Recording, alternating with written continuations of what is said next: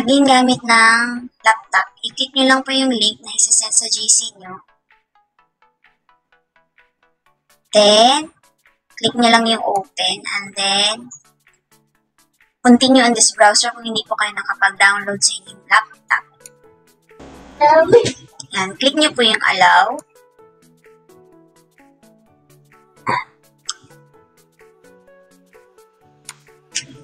And then, type your name dito sa type your name. Yan,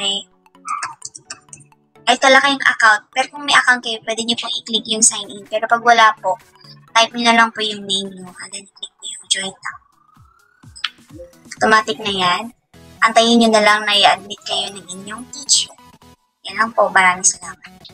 Para naman po sa gagamit ng cellphone, click nyo po yung link sa GC. Pero dapat mag-install muna kayo ng Microsoft Teams. Antayin nyo lang po na i-accept kayo ng inyong teacher. Ayan, so antayin nyo lang po. Ayan lang. Take note din po na kapag gagamit po kayo sa phone, kailangan nakalagin ang inyong account doon sa app na nasa phone. So, pwede po kayo mag-ask sa advisor nyo ng account na gagamitin.